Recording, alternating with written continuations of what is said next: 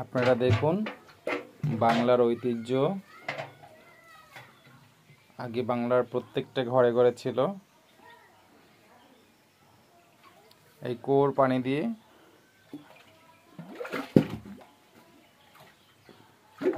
দিয়ে মানুষে দৈনন্দিন কাজ করত। রশির ভিতরে একটা বালতি দিয়ে পানি তোলা হচ্ছে। পানি তুলে এটা দিয়ে মানুষের দৈনন্দিন কাজকর্ম করছে। দেখুন, আমি তো গোসল করবো না, সেই জন্য আপনাদের দেখাচ্ছি।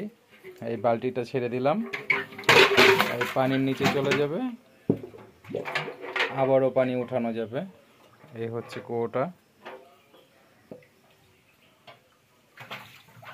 হারিয়ে গেছে এই কুয়ো। আগে বাংলার প্রত্যেকটা ঘরে ঘরে ছিল। এই কুয়োর পানি বিশাল ঠান্ডা হয়।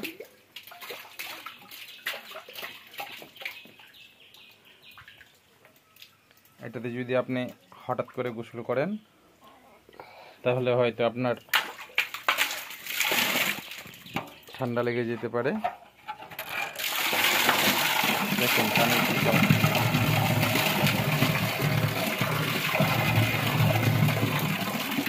একটা মাটির 200 ফিট গভীর থেকে পানি উঠে।